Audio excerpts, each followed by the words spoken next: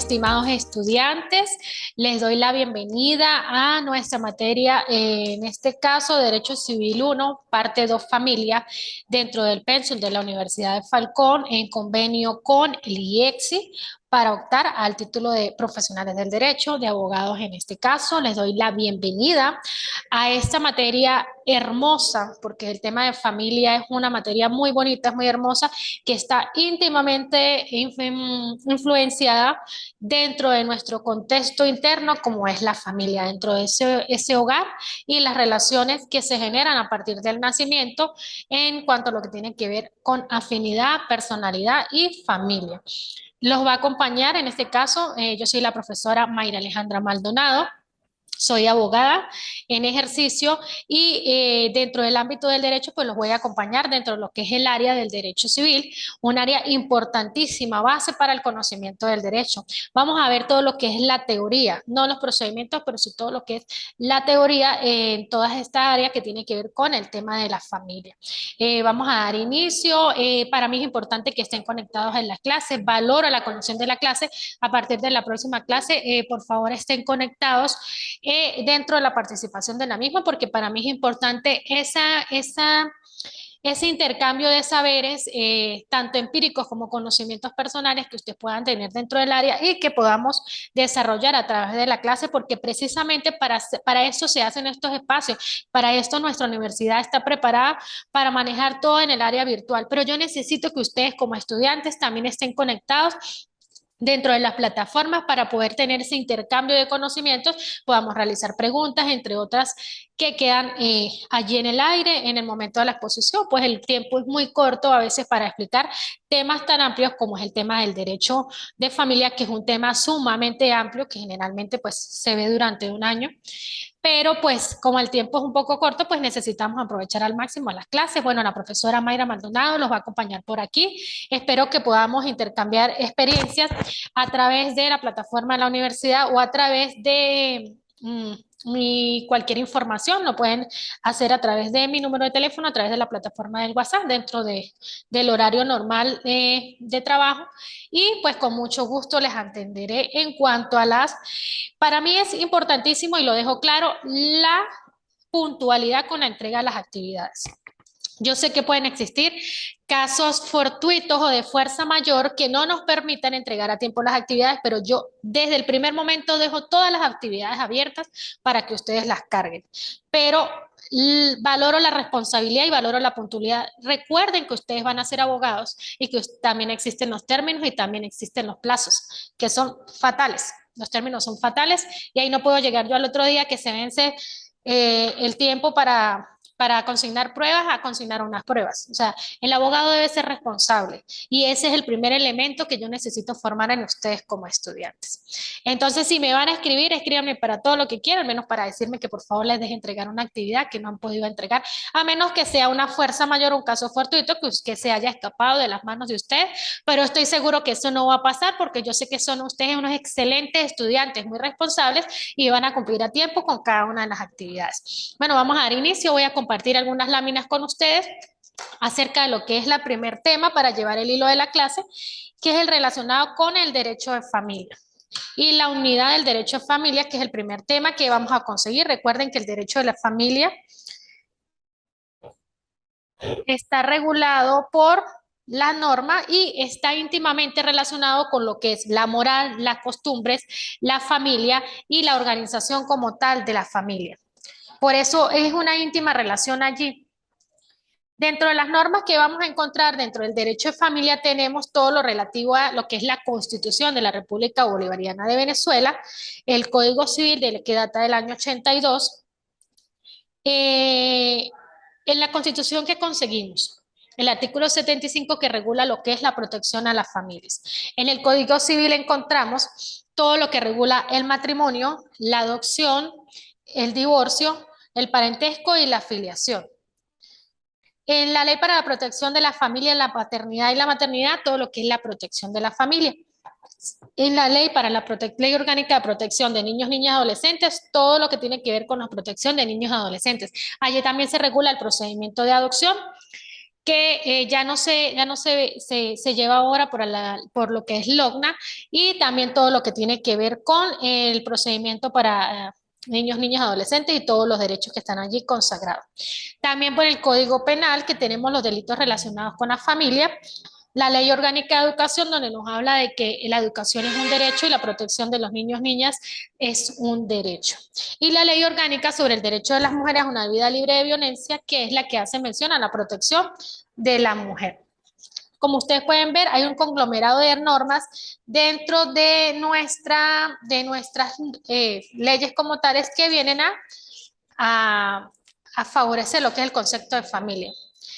En la Ley para la Protección de las Familias encontramos lo que es la familia como una asociación natural de la sociedad y un espacio fundamental para el desarrollo de los integrantes de su comunidad, que está constituida por personas que están relacionados por vínculos o hechos que tienen que ver con su existencia, o sea, vínculos de sangre, porque nos una la parte consanguínea y donde se ven los valores de solidaridad, respeto mutuo, participación, esfuerzo común e igualdad de deberes y derechos y responsabilidades compartidas en el área de la vida común del hogar.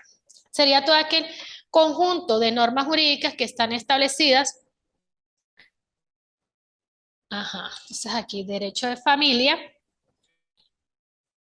conjunto de carácter o normas, establecimiento de normas de carácter personal y patrimonial que tienen por objeto regular la organización. ¿Cómo se organiza? Porque tiene todos los pasos para constituir el matrimonio, la organización, la existencia durante las relaciones, ya sea de uniones estables de hecho de matrimonio y la disolución de la familia, que en este caso sería el divorcio, la separación de cuerpos, y establecer esas reglas acerca de todo lo que tiene que ver con los bienes que están dentro de la sociedad conyugal. Recuerden que cuando yo hago una relación de pareja en común, empieza a regir una comunidad de bienes en esa sociedad conyugal. Y existe una serie de transmisión de derechos que van desde los descendientes hasta los ascendientes y las líneas colaterales, según Raúl Bianco. Tenemos el derecho de familia. Es el carácter o conjunto de normas jurídicas que tienen que ver con lo personal y con lo patrimonial, que regulan toda la disolución, la existencia de la familia y que todo lo que tiene que ver con la parte de los bienes.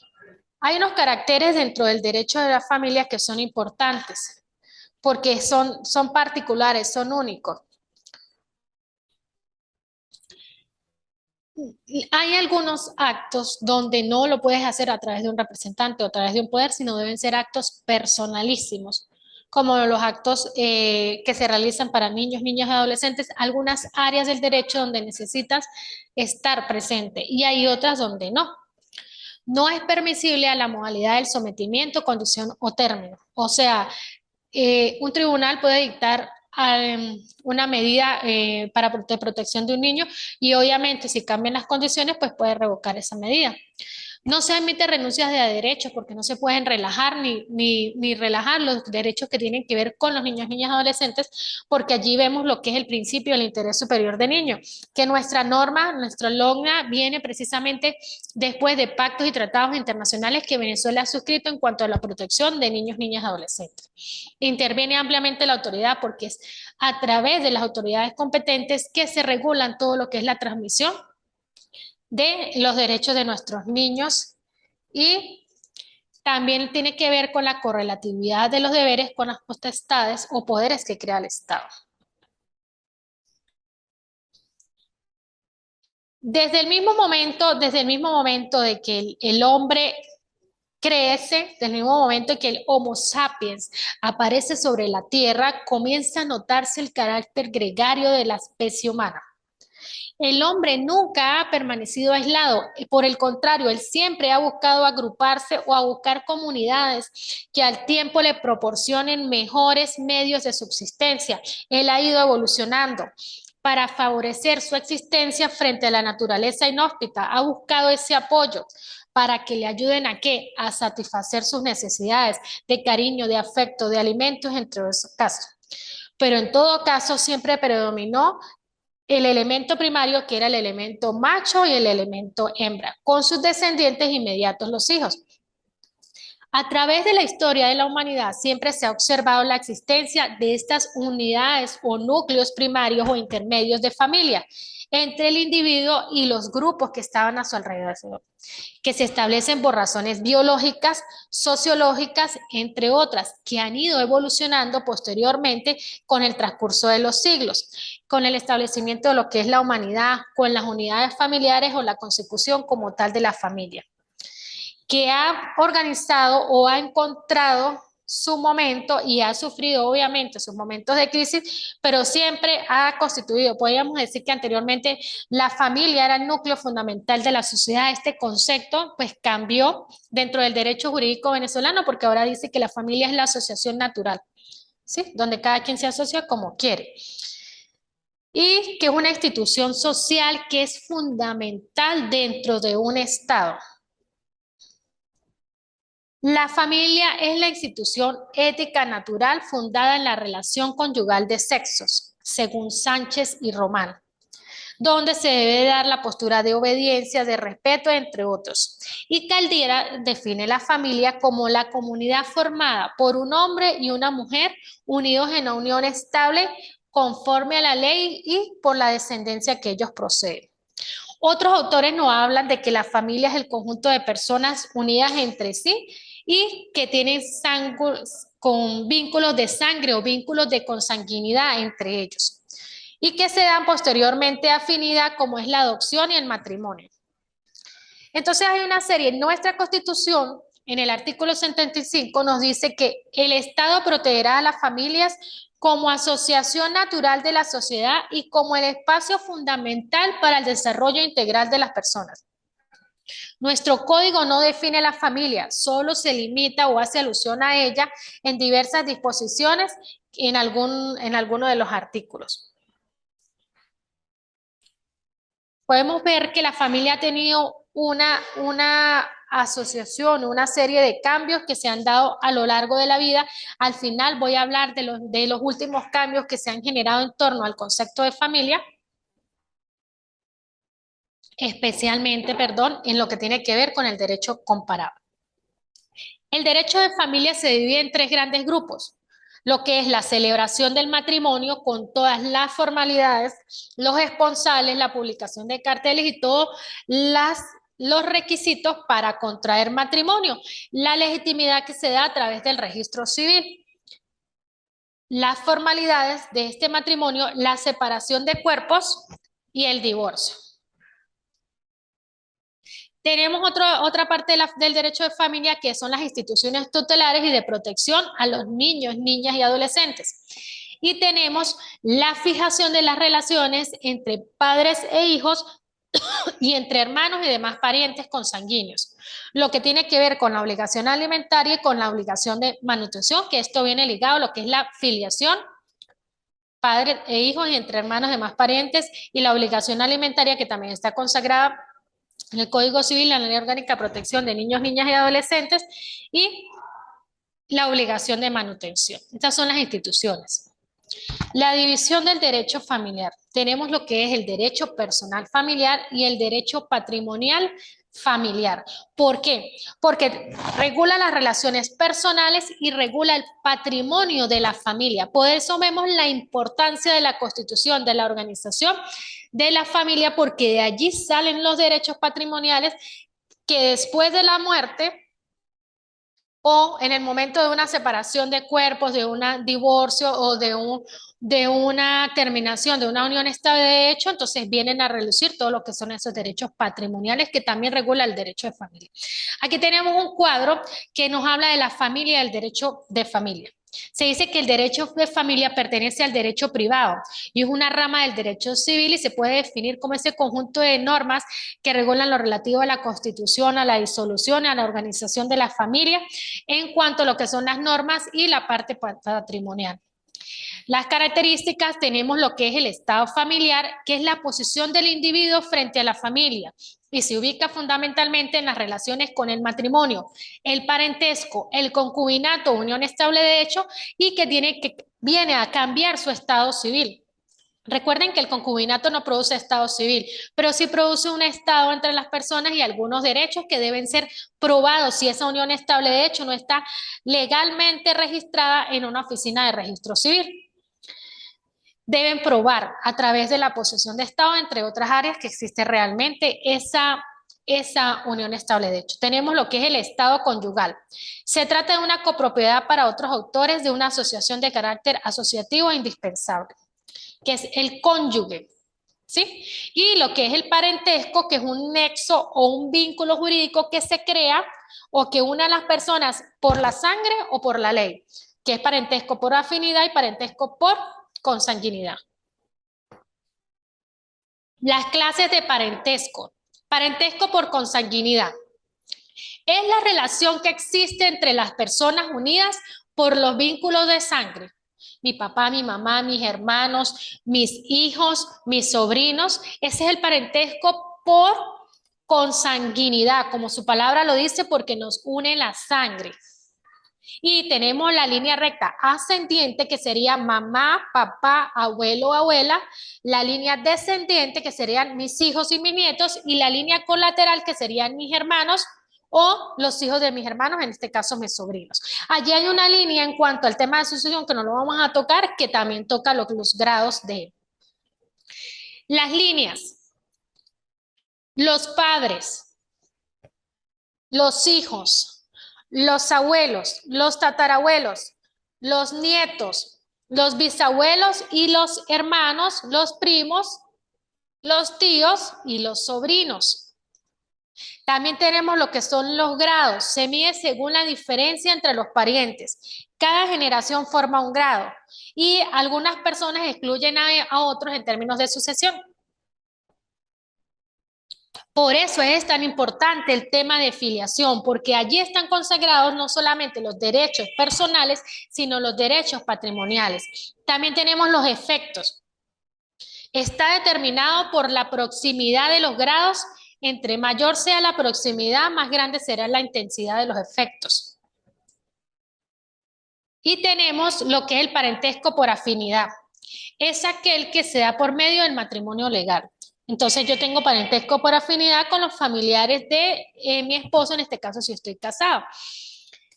Características. Las líneas y los grados del parentesco por afinidad es la misma que existe entre un pariente consanguíneo y uno de los cónyuges. Los efectos. No se extingue el parentesco por afinidad, no se extingue así se haya disuelto el matrimonio. Ese parentesco sigue manteniendo vigencia. En cuanto a las clases, estados derivados de la adopción. La adopción establece el parentesco civil o por adopción. Tenemos el parentesco espiritual o la cuasi afinidad y es aquel que se da entre un padrino y el ahijado.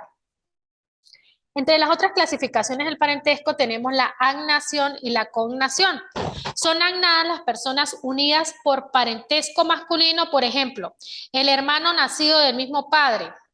Por el contrario, aquellos unidos por parentesco, pero del sexo femenino, no son grados según el is naturale cognados. Agnados o ahí tenemos lo que es la agnación y la cognación. Entonces, en esa denominación, ese conglomerado, lo que es el derecho de familia, podemos ver que viene a constituirse el parentesco por consanguinidad, el parentesco por afinidad, y venimos a estudiar los grados, las líneas y los efectos del parentesco. De allí viene lo que es la filiación, esa relación entre padres e hijos que se establece a través de ¿qué? A través del acta de nacimiento. Y si no tenemos acta de nacimiento y queremos probar que Pedro Pérez es el padre de Carmen Pérez, de Carmen Pacheco, entonces podemos acudir a los tribunales a solicitar precisamente eso, ya sea la impugnación de la maternidad, ya sea una anulación, ya sea el reconocimiento de un parentesco, entre otros. ¿Qué sería el parentesco? Es el laxo que existe entre dos personas que sienten la una de la otra o ambos de un tronco en común, y entre aquellas que expresamente señala la ley. Es ese lazo permanente que existe entre dos personas por tener una misma sangre o como consecuencia de un acto reconocido por la ley. El matrimonio ¿Qué es la consanguinidad? El artículo 37 nos habla del parentesco por consanguinidad. Como la relación que existe entre las personas unidas por el vínculo de sangre y el parentesco por consanguinidad puede derivar de una unión matrimonial o extramatrimonial. No necesariamente como antes que los hijos nacidos fueran del matrimonio, ahora todos los hijos son iguales, estén dentro o estén fuera del matrimonio. Nuestro derecho ha evolucionado. O del vínculo sencillo y de doble vínculo, entendiendo el primero como el que existe entre los descendientes de un mismo padre y de una madre distinta o viceversa. Se hablan de tres grupos de hermanos, los consanguíneos, los uterinos y los hermanos. Tenemos lo que es la afinidad. El Código Civil en su artículo 40 contempla lo que tiene que ver con la afinidad, como el vínculo entre el cónyuge y los parientes consanguíneos del otro cónyuge. Le estaba buscando por aquí lo que tiene que ver con las líneas del parentesco.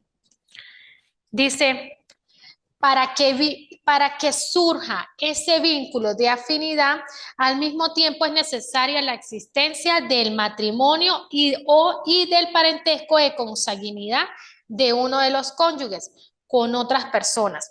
Por lo que esta clase de parentesco no se crea entre los parientes consanguíneos de un cónyuge y los parientes también consanguíneos del otro cónyuge. Este vínculo de conformidad, o sea, el vínculo de consanguinidad, que está en el artículo 37, y lo más importante es que una de las personas dentro del vínculo que tienen la misma sangre, ¿sí? En cuanto a la adopción o al parentesco civil, el artículo 425 de la LOM nos expresa que dicha institución, o sea, la institución de la adopción, confiere al adoptado la condición de hijo del adoptante, y al padre del adoptante y a la madre le confiere la condición. Asimismo, crea parentesco entre las personas y los integrantes de la familia del adoptante. Los integrantes de la familia del adoptante y la descendencia futura de la persona adoptada, por lo que podemos concluir que esta normativa jurídica debe aplicarse a lo que es a la adopción. Entonces podemos ver que en la adopción, a pesar de que en el momento que es adoptado, crea ese vínculo de afinidad con ese niño. Así no sea, pues, no tenga ese lazo de sangre, pues, pero crea este parentesco. En cuanto a la afinidad, dice que se crea a las personas unidas en matrimonio y no para aquellas uniones estables de hecho.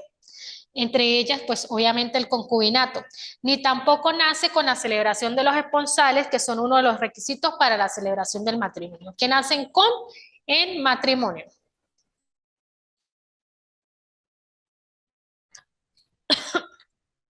Vemos lo que es la línea recta, la línea colateral, y ascendente y descendente. Entre los efectos del parentesco tenemos que confiere derechos, impone obligaciones y crea incapacidades. ¿Por qué quiere derechos? Se le otorgan derechos al padre y a la madre cuando se le otorga la titularidad de la patria potestad sobre su hijo. Ahí está adquiriendo derechos. También los derechos de los niños de conocer a sus padres. Él tiene el derecho de brindarle la asistencia y los alimentos. Una cantidad de situaciones que vienen dadas que están establecidas en lo que es la LOMNA. Y obviamente en el derecho patrimonial adquiere derechos en esa área. ¿Cuándo se extingue este parentesco? Por efectos de adopción se extinguen determinados vínculos de parentesco tales como de consanguinidad. En términos de adopción se rompe ese lazo o ese vínculo de parentesco entre el adoptado y su familia de origen. Se rompe, así como lo establece el artículo 427 de la LOM. Se rompe ese vínculo y esa es una de las condiciones que da precisamente la adopción. Continuamos. La filiación. La palabra filiación deriva del vocablo latino filius fili, que significa hijo. Es la relación parental consanguínea entre ascendientes y descendientes o el nexo que une a las personas, sea que desciendan unas de otras o de un autor común. Ese orden esencialmente genealógico se refiere a todos los eslabones de la cadena que une a una persona con sus ancestros o aún con los más lejanos. Dice que en cuanto a los órganos familiares tenemos los padres, los individuales serían los padres, los ascendientes, los parientes consanguíneos, los parientes afinos, el cónyuge, el tutor, el curador o los curadores especiales. Y entre los órganos del Estado tenemos los jueces de primera instancia en lo civil, los jueces de protección de niños, niñas y adolescentes, que serían los órganos del Estado, los jueces de municipio, los fiscales del Ministerio Público, los síndicos procuradores municipales y los jefes civiles, que son los que tienen que ver con los órganos de Estado que regulan los órganos familiares.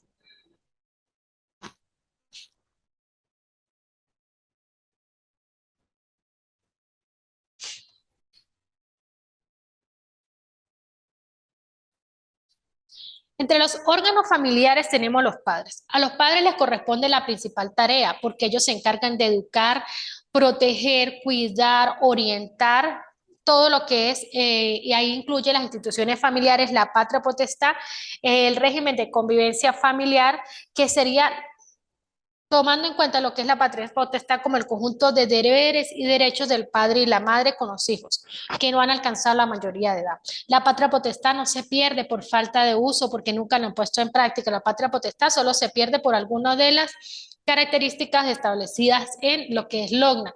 Se puede suspender. Actualmente vemos cómo a través del Tribunal de Protección se puede solicitar un ejercicio unilateral de patria potestad, en este caso tomando en cuenta un artículo del Código Civil que nos habla de aquel cónyuge que está ausente o que se encuentra fuera del país y que no puede ejercer como tal esta patria potestad. Esto lo tenemos en el artículo 347 del LOGNA. Corresponde al padre y a la madre ejercer la patria potestad y en caso de padres separados, pues se fijará el régimen de convivencia familiar. Y dentro de la patria potestad está incluida lo que es la representación de los hijos, el cuidado, la protección, el estudio, el establecimiento de valores, de todo lo que tiene que ver con la protección del niño. En cuanto a lo que es también los parientes consanguíneos, la ley le atribuye algunos poderes en cuanto a los parientes afines, en cuanto a los cónyuges que están facultados para oponerse al matrimonio de su cónyuge, también pueden promover lo que es la interdicción. El tutor, que tiene poderes muy semejantes a los que se le atribuye al padre en el ejercicio de la patria potestad.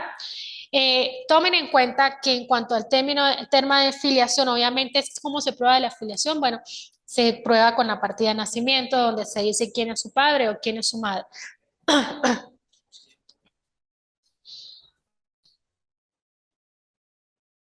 El vínculo parental consanguíneo de grados. Mira, ya tenemos el hijo, está padre y madre que están en la línea ascendente, el hijo, la línea recta y el estado jurídico. La filiación no es más que un vínculo jurídico natural existente entre los padres y los hijos. Importancia.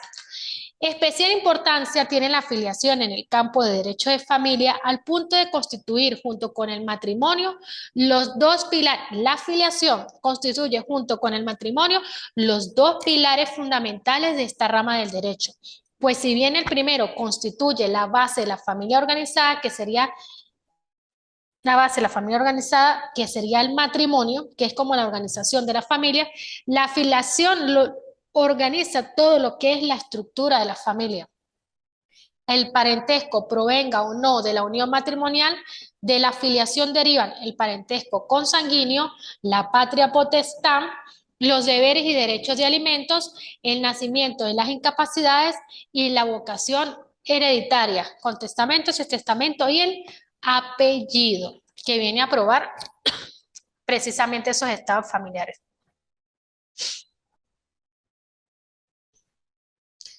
Es precisamente donde allí venimos a conocer esos estados familiares. ¿Cuáles son estos principios que rigen la afiliación? No existe filiación si esta no está aprobada. Si no hay un reconocimiento, pues debemos intentar un reconocimiento por el tribunal. Hay precisamente unos procedimientos jurídicos y si hay una manifestación de voluntad, lo puede hacer ante el registro civil y si es contenciosa, pues lo hacemos ante los tribunales de protección de niños, niñas y adolescentes. Y tenemos los efectos de la filiación que son independientes del medio de prueba aportado. Y precisamente el Estado demuestra especial interés en probar la filiación de nuestros niños, porque es un derecho que tiene el niño de conocer quién es su padre y quién es su madre. Los efectos de la filiación no son independientes en el momento de su prueba. Ya sabemos que la filiación se puede probar por una prueba de ADN, precisamente para establecer si una persona es hija de una persona determinada. ¿Cuáles son esos momentos de la filiación? El primer momento es la concepción. Desde el momento de la concepción empieza lo que es el primer momento de la filiación, que viene a ser probada con el nacimiento y que crea ese vínculo de filiación.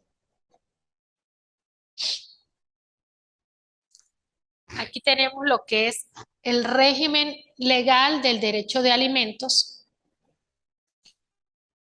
que viene dada lo que es, que este es otro tema que tenemos allí.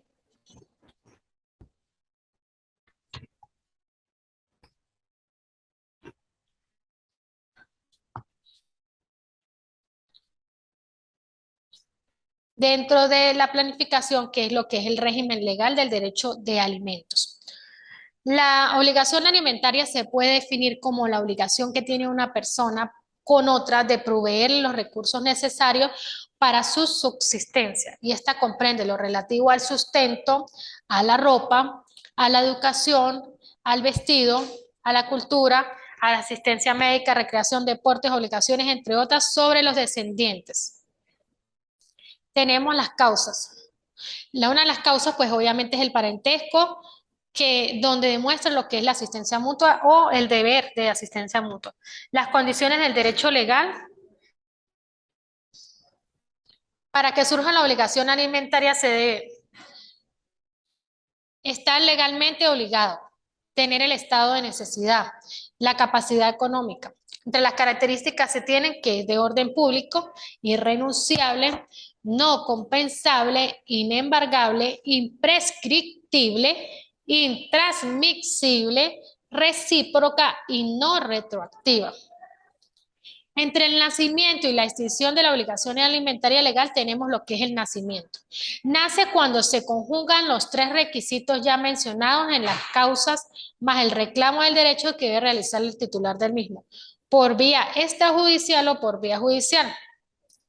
¿Cuándo se extingue? Se origina con la desaparición de ese vínculo familiar, cuando el niño, niña, adolescente cumpla los 18 años, cuando desaparezca el estado de necesidad del titular del derecho o cuando se pierda esa capacidad, que es la capacidad económica del obligado, y con la muerte del deudor obligado o la muerte del acreedor titular de estos derechos. Este procedimiento para la reclamación de alimentos lo tenemos en el Código Civil, el Código de Procedimiento Civil y en el Sistema de Ley sobre Protección Familiar, en la Ley Orgánica para Protección de los Niños, Niñas y Adolescentes. Es un derecho de los padres a asistir recíprocamente. El derecho de alimentos en el Código Civil venezolano. Tenemos en el artículo 367 y 368 de la LOGNA y 284 y 245 del LOGNA. Vamos a hablar de lo que es la persona necesitada, el artículo 300, el artículo 286, de la capacidad económica del obligado, que es un derecho personal e intransmisible, la Constitución de la República de Venezuela, la Ley Orgánica de Protección de Niño, Niño y Adolescente, y también establece allí lo que son las sanciones.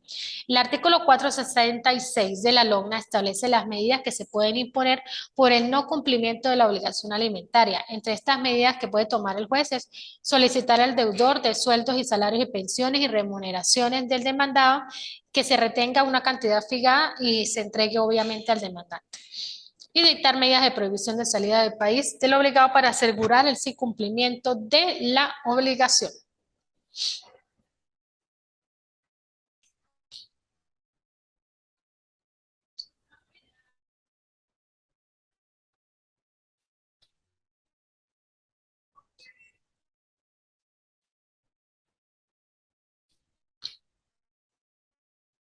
En el derecho de alimentos tenemos lo que es la persona favorecida con la prestación alimentaria. Toda persona que se encuentre en la posibilidad de proveerse por sí misma, en la imposibilidad de proveerse por sí misma la satisfacción de sus necesidades, tiene derecho a ser favorecida con una prestación alimentaria.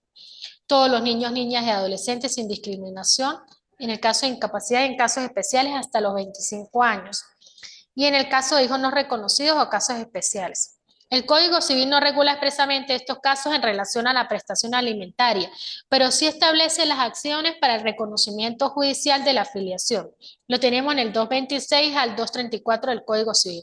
Este Código de Procedimiento Civil establece el procedimiento ordinario en los casos en los cuales nos conste de modo auténtico la cualidad del acreedor y del deudor de la prestación alimentaria. En este caso, lo tenemos en el artículo 751 del Código de Procedimiento Civil.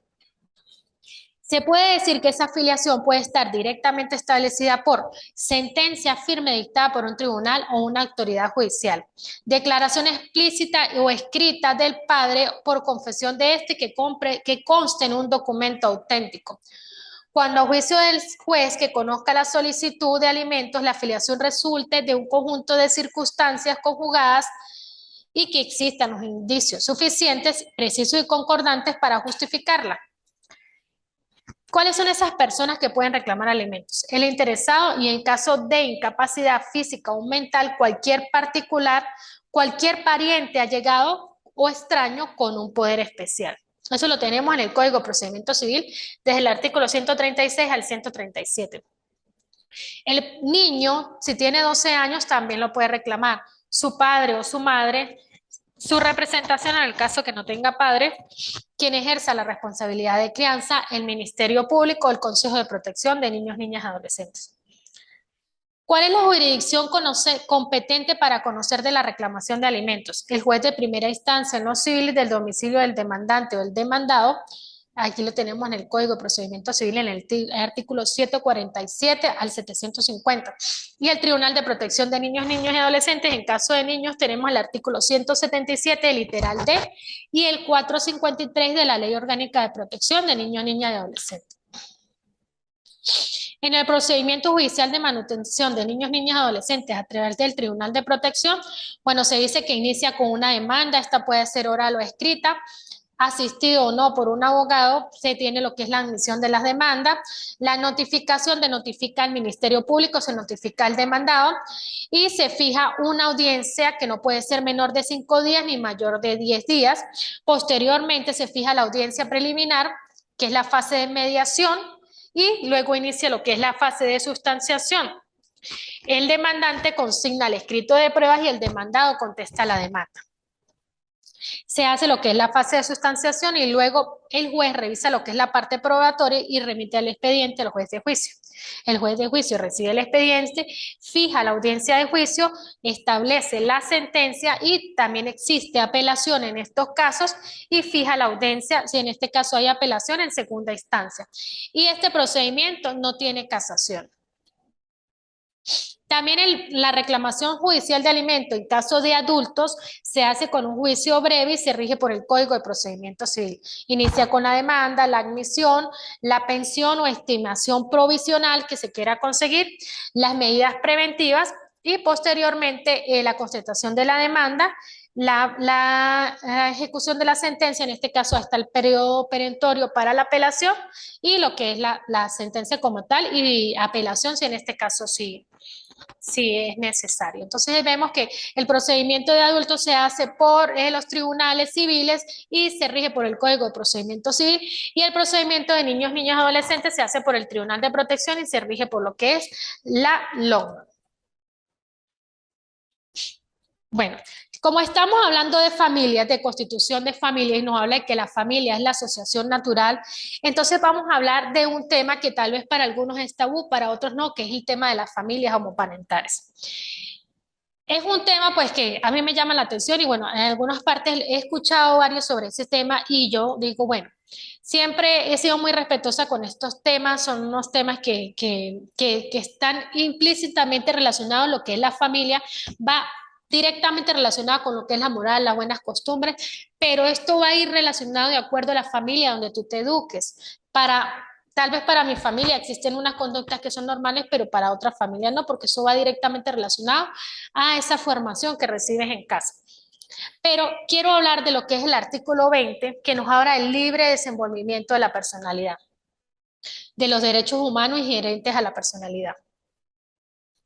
Hay una sentencia, la 1187 del 15 de diciembre del 2016, donde interpreta el artículo 77 de la Constitución. Y tenemos la sentencia 190 del 28 de febrero del año 2008 del magistrado Pedro Rafael Rondón, donde se solicitó por una asociación civil que promueve el cumplimiento de los derechos humanos, se solicita la interpretación del artículo 77, donde se busca el derecho de igualdad. Y el artículo 21, numeral 1, nos dice que todos somos iguales ante la ley. El artículo 19 nos dice que no debe existir la discriminación. El artículo 20 nos habla del libre desenvolvimiento de la personalidad. El 22 es un catálogo innominado de derechos humanos de la Constitución. Y tenemos todos los tratados internacionales inherentes al ser humano. Tenemos el artículo 77 que habla que el Estado protegerá el matrimonio y las uniones estables de hecho. Entonces, bueno, allí viene una serie de casos que nos habla del principio de igualdad, de un trato igual. Pero nuestra norma en Venezuela nos habla de que el matrimonio se debe dar entre un hombre y una mujer.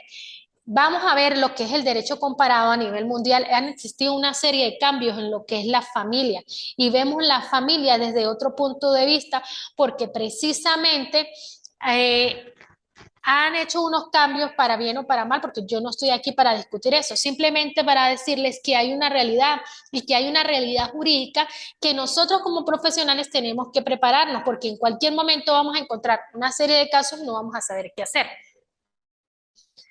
También se hablaba de los derechos de las parejas del mismo sexo, donde una quedaba desprotegida en términos patrimoniales, a diferencia del que era propietario de los bienes.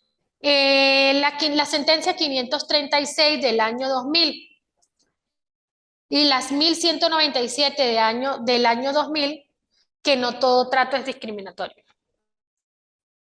La Constitución de la República Bolivariana de Venezuela no prohíbe ni condena las uniones de familias homoparentales, pero tampoco no les da la protección que se les da a las parejas heterosexuales. En este caso, que no pueden heredar, ni tienen pensión de vejez, ni tienen ningún derecho patrimonial en cuanto a su pareja. La Ley Orgánica del Registro Civil en el año 2009 nos habla de lo que es las uniones estables de hecho y nos muestra cómo es su regulación, que esta unión estable de hecho debe nacer con un acta de registro civil.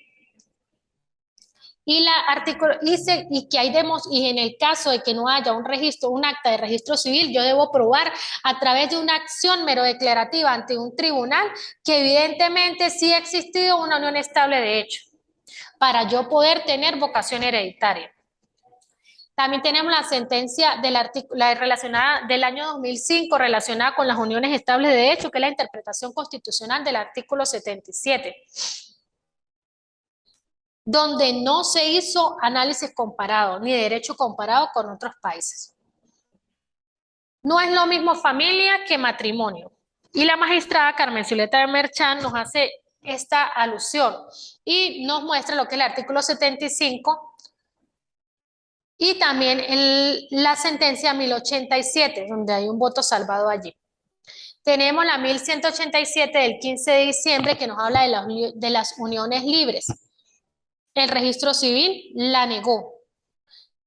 También existió en esta misma sentencia del 2016 el voto salvado del magistrado Calixto Ortega, pues que no estaba permitido el matrimonio con personas del mismo sexo. Muchos solicitaron al tribunal que se reconocieran la familia y la ovulación. Esta es una sentencia que ustedes van a analizar que tiene que ver con algunas situaciones que se presentaron en el país. También tenemos la sentencia de esa pareja de ambos sexos que se casaron en otro país y luego vinieron a Venezuela, una de ellas fallece y se busca el reconocimiento de los derechos de ese niño que fue pues procreado en otro país, pero que evidentemente tiene un nexo de filiación con esa madre. Todas estas sentencias han evadido el tema de lo que es el matrimonio entre parejas del mismo sexo y precisamente nuestro Estado se ha mantenido como callado en este tema y ha preferido no indagar en cuanto a estos temas, pero sí ya existen algunas sentencias donde se han tenido que reconocer algunos derechos particulares en casos particulares.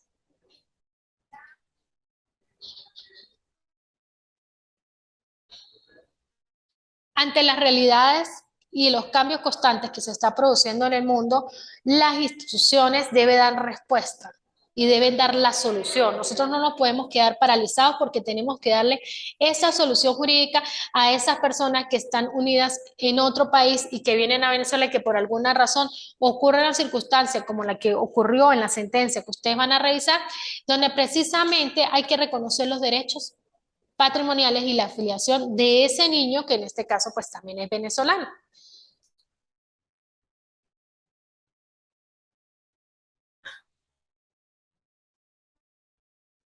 También es importante, algunos registradores civiles desacatan sentencia de los tribunales.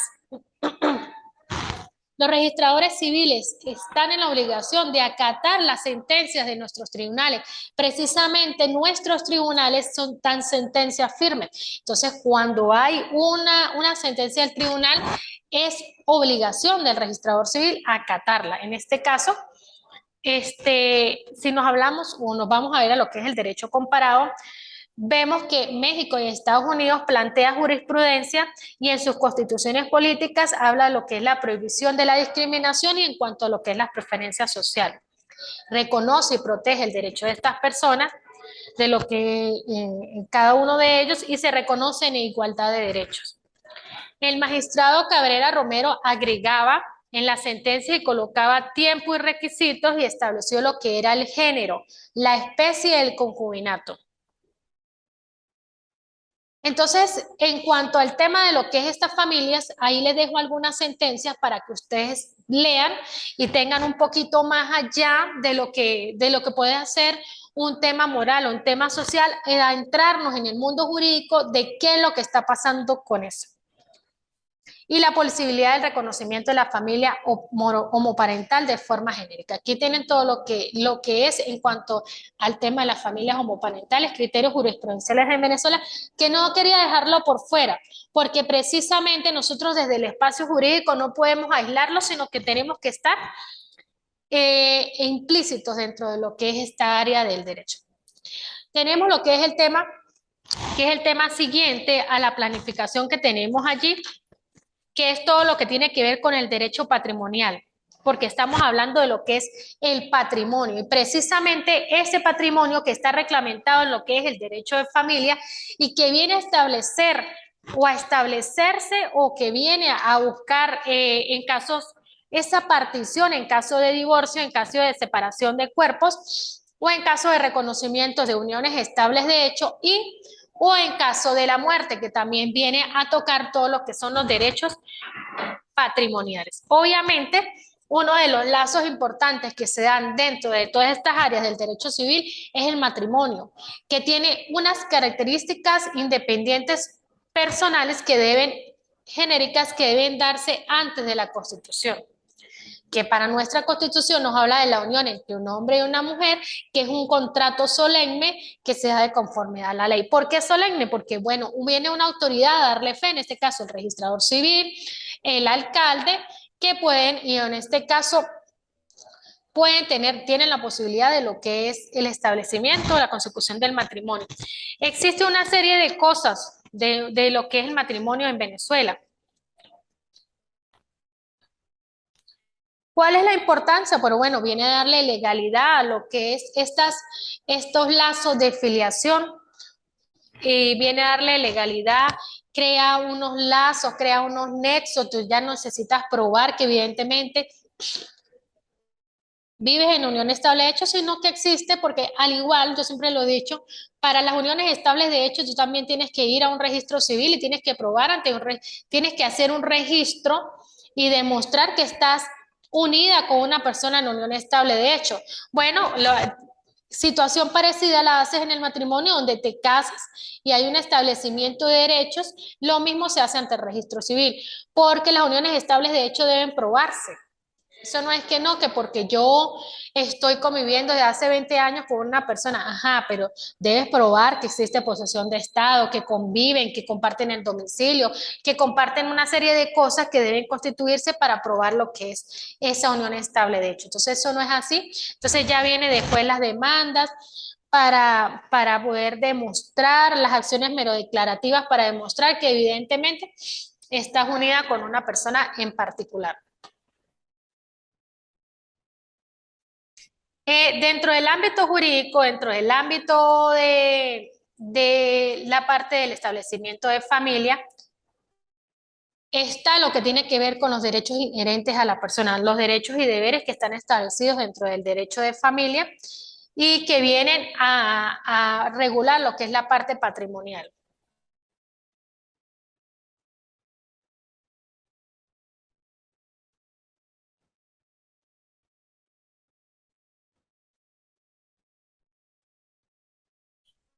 Lo que es la parte patrimonial y que viene precisamente a, a unir lo que es esta parte del derecho. Bueno, ahí uno tenemos el matrimonio extraordinario en artículo de muerte, el matrimonio de venezolanos en el extranjero, el matrimonio de los extranjeros en Venezuela y el matrimonio como tal en Venezuela. Tenemos lo que es los esponsales, entre otras serie de cosas que se hacen anteriormente al matrimonio. Tenemos el artículo 77, tenemos el Código Civil del artículo 41 al 196, tenemos la ley del registro civil que lo regula del artículo 99 al 116 y tenemos lo que es que no es válido el matrimonio entre el condenado como reo o el cómplice en homicidio ejecutado, algunas condiciones, algunas leyes, cuando se necesita el consentimiento de los padres, y todo lo que es el establecimiento de la parte legal del matrimonio que está regida por el Código Civil y la Ley Orgánica de Registro Civil.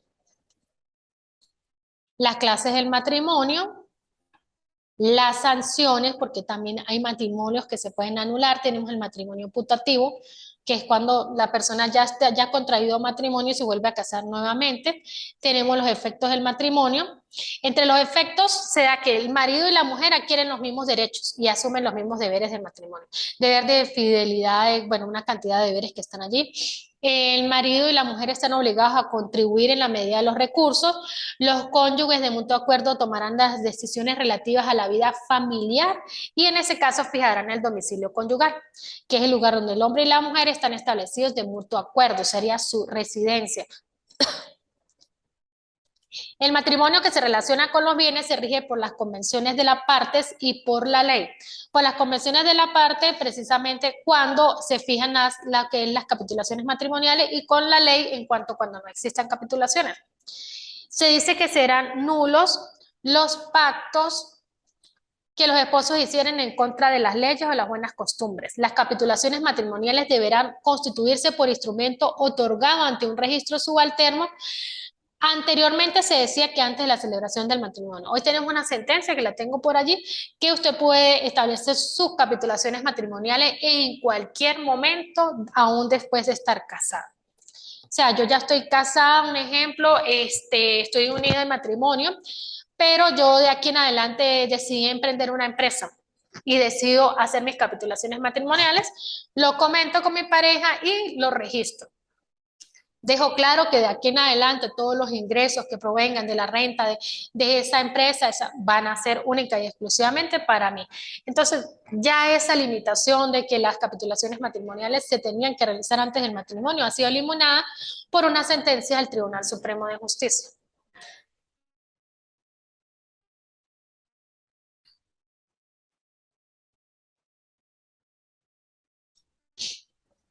Aquí las capitulaciones son pactos o contratos que se celebran con ocasión del matrimonio a los fines de establecer o determinar y reglamentar el régimen patrimonial de los esposos. En Venezuela existen dos tipos de regímenes, contractuales constituidos por las capitulaciones matrimoniales a falta de capitulaciones se rige por el sistema legal, que es el establecido por el legislador y donde no entra la voluntad de los esposos. Sería en este caso el régimen de la comunidad conyugal o comunidad de gananciales, que es una sociedad expresa entre marido y mujer desde el mismo momento en que se celebra el matrimonio hasta la disolución. Desde que se celebra el matrimonio hasta la disolución, en virtud de cual se hacen de comunes de ambos los bienes gananciales, de modo que después se partan por la mitad entre ellos y sus herederos, aunque él no hubiese traído más capital al otro. Allí no importa cuánto trae cada uno a esa comunidad conyugal. Esa comunidad conyugal se conforma en el momento en el que usted contrae matrimonio. Todo lo que tiene usted, todo lo que tiene su esposo pasa a manos de esa comunidad conyugal o comunidad de gananciales, y todas las rentas que se generen pues van a ir dentro de ese conglomerado de... Bueno, con esto pues damos por finalizado lo que es el tema 1 de la materia Derecho Civil Familia. Vamos a estar conectados a través de estas clases, a través de la plataforma Zoom. Espero contar con, con la presencia de ustedes en cada una de las clases para hacerla un poco más participativa, que no sea yo solamente hablando, sino que puedan estar ustedes conectados en línea dentro de la clase. Bueno, muchísimas gracias. Hasta luego.